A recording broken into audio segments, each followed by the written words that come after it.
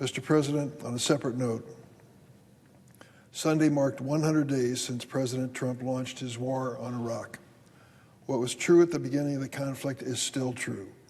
There is no evidence that the president has a coherent plan to resolve this quagmire of his own making. On Sunday, the president assured the nation in an interview that he was, quote, very close to a deal. If that sounds like a familiar refrain, it is.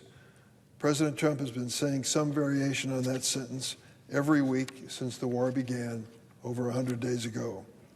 Yet just hours after he made those comments, Iran and Israel traded a new wave of strikes, and the Houthis, an Iranian-backed militia, fired on Israel and threatened to further restrict shipping in the Middle East. While this latest exchange has ended, thank goodness, the larger regional instability remains. Global oil reserves continue to diminish by the hour.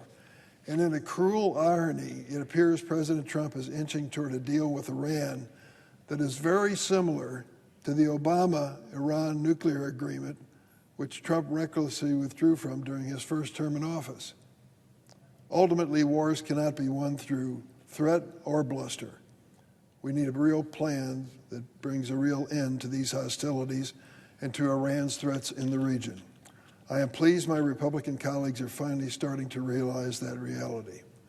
Last week, the House passed a resolution requiring the president receive congressional approval before taking any further military action against Iran, and last month the Senate advanced a similar measure. Where in the world did members of Congress in the House and Senate come up with the idea that the Congress has any authority to say anything about the declaration of war? Well, it might be the Constitution, which says in Article 1, Section 8, it is the authority and responsibility of Congress to declare war, a fact which this president has totally ignored when it comes to Iran. We cannot allow the president to wage a war without checks, oversight, and accountability. Congress must step up and exercise its responsibility.